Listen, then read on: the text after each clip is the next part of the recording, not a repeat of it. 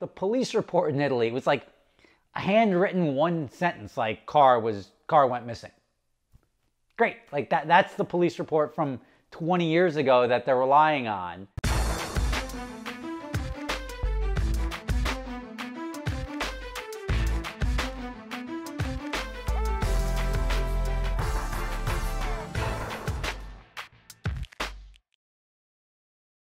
All right, guys, Rob Ferretti here. It's story time, but before we get to that, I don't want to call it a giveaway. We've got a Vermont trip for adventure drives going on this weekend, Saturday to Sunday. Now, I have a spot reserved for a giveaway, but I never actually launched the giveaway. So here's your giveaway. I've got some signed DVD covers. So I'm going to do 50 signed DVD covers mailed to you, whatever it is, 25, 30 bucks each. That'll offset the cost of the spot. And I'll select one of you guys to win and come.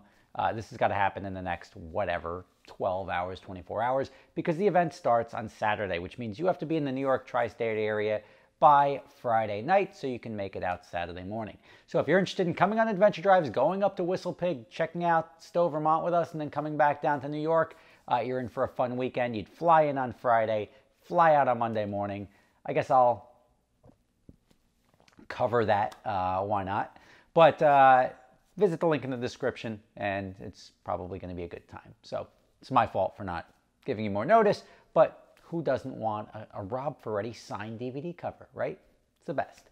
Anyway, Rob Ferretti here, and we're going to talk about the F50. Remember the F50 that was sort of stolen and then recovered 20 years later? Yeah, well, there's some updates. Now, I've spoken to the guy in Florida who is the ultimate buyer, or the last known buyer of this vehicle. And he is entering into a court case now. The Italian owners are entering into a court case now, and it all gets much more complicated. So I guess I'm going to start out with the story of the 1933 Double Eagle. Now, you don't have to be into coins. I'm not really into coins. The only reason I know this is because I know the guy related to this process, and I've got intimately familiar with it. Now, in 1933, we were taken off the gold standard. FDR ordered the 450,000 1933 gold $20 Double Eagle coins that were about to go into circulation. We're not using gold anymore. Melt them down. Keep 2 of them, put them in the archives or wherever they go, and melt the rest down. Well, apparently some of them manage their way out of the mint. Now, the mint is a very specific place, so if you have 1,000 pounds of coins, you need to melt down 1,000 pounds of gold. If anything is missing, that's a problem. But if gold coins are fairly common, you could take a pound of gold coins, swap them for a pound of uncirculated gold coins. Same thing, now you've got coins that have never been circulated, and the melt weight is the same. So obviously some form of inside trickery or tomfoolery going on there, and that resulted into some of these coins making their way around. Now, they were trading black market for 10 or 15 years until the Secret Service caught wind of it, and then they started cracking down because they were never legal tender. You're not allowed to steal stuff from the mint and then sell it. And that's where the Secret Service, I think in around 1944, so when we have other things occupying our time, the Secret Service said, let's go chase a bunch of gold coins. That turned into 1 or 2 of them getting seized, and then a bunch of them were just being voluntarily returned by people that bought them. Now, one of the coins, right before the investigation was launched into these coins, one of them was sold from a dealer in Texas out to King Farouk in Egypt. King Farouk, this guy that would buy garbage, like every penicillin bottles. He collected everything. He had thousands of everything. And in order to do that, the U.S. had to issue an export license on the coin.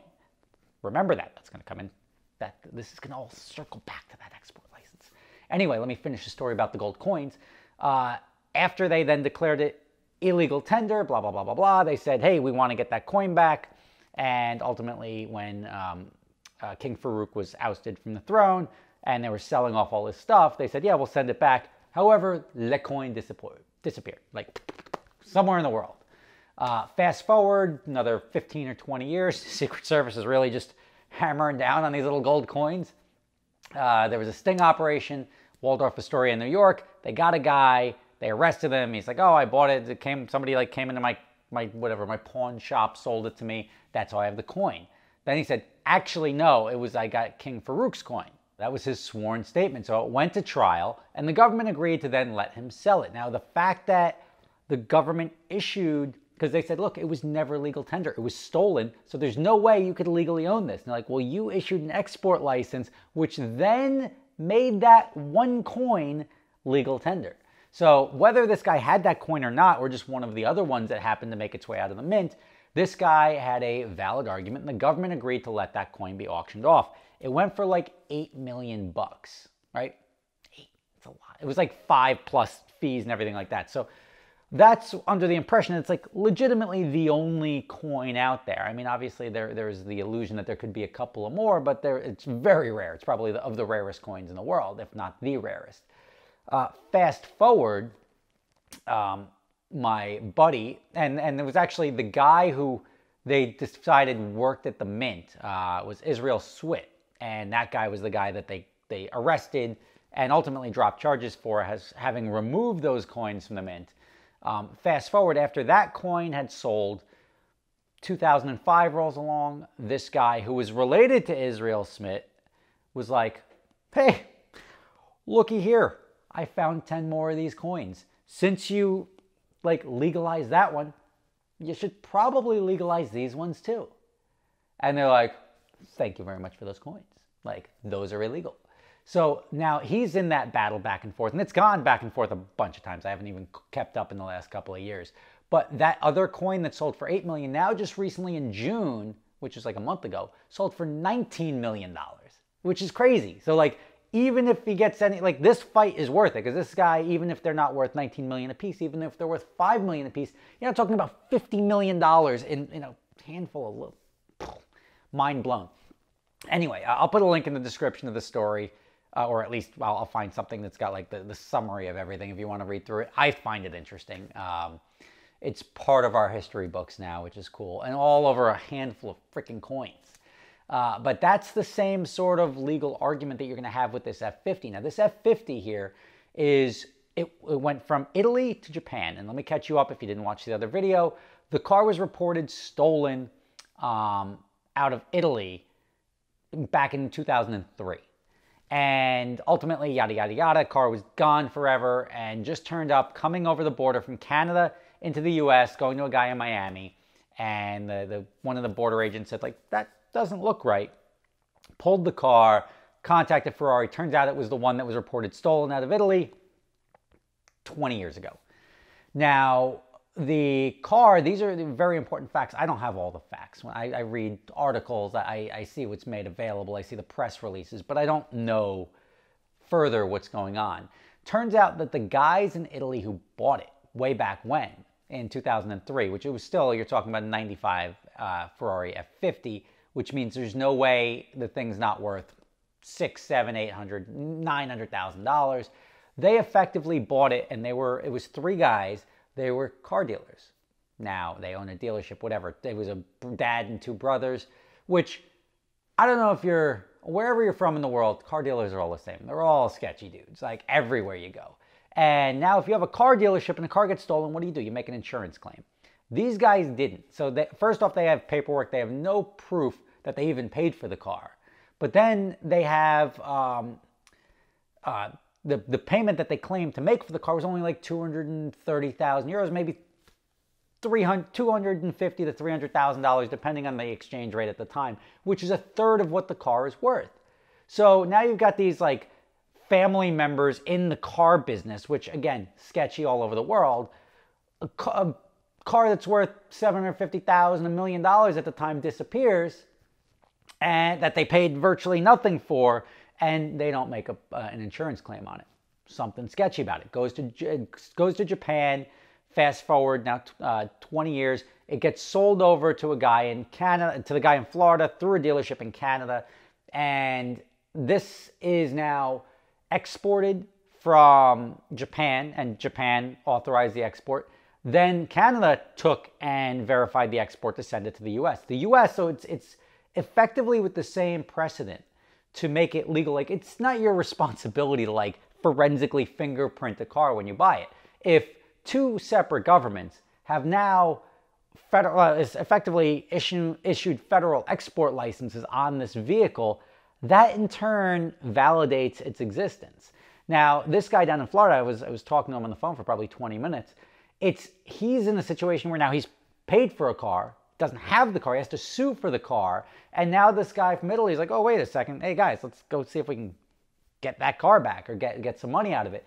The claim to ownership, the police report in Italy was like a handwritten one sentence, like car went missing. Great, like that's the police report from 20 years ago that they're relying on.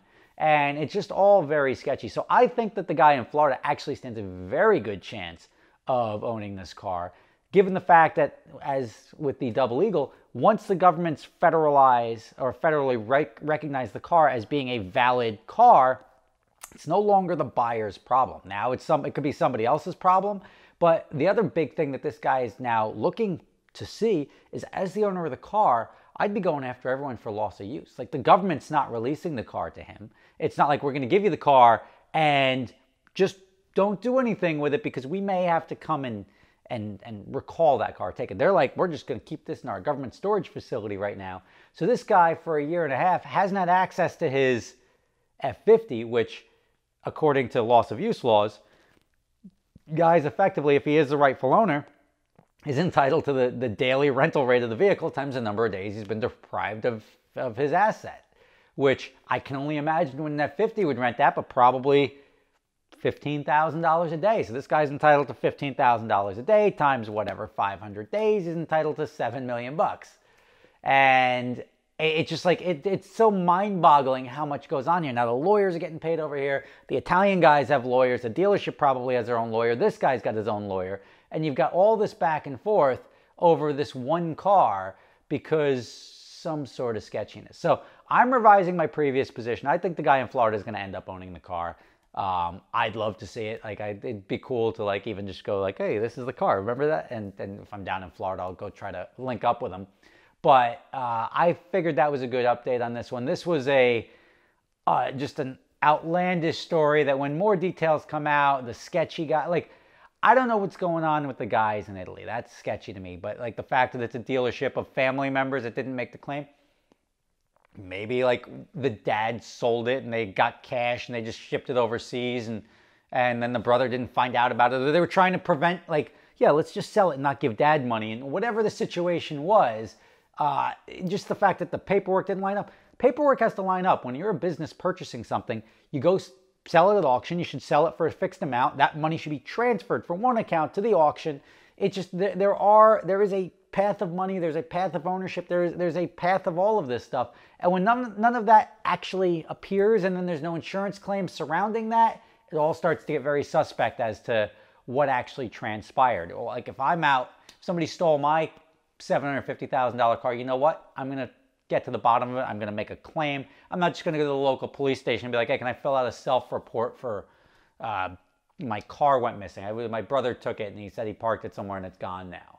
And that sounds much more in line. So I don't think they have a very strong case in Italy. I thought they had a very strong case because I thought they owned the car. Guy bought the car. Oh, it's my car. I love it. I love it. Oh, disappeared. Whatever. I'm rich. I'm not going to make the claim. Now when you introduce like multiple people own the car and their car dealers, et cetera, it starts to get a little bit more suspect. Anyway, there's your update on the missing F50. I'll let you know how this plays out in court. That will be sort of the final video, followed by me driving the car. Maybe, probably not. It was worth a shot.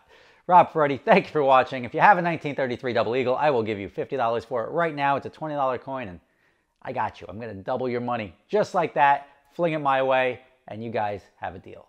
Thanks for watching. Hope to see you up in Vermont if you're up there on adventure drives. If not, I will catch you tomorrow on the internet and subsequent days too. Rob Ferretti signing off. All right, thanks for watching the whole video. You know my other company, Adventure Drives. Well, we've got 3 drives coming up this year. We're going to go to France and Spain for our European drive this summer. That's going to be in the first week of August. And Scotland, which you've heard so much about, will again be this coming October. So check them out, adventuredrives.com. There's a link below in the description.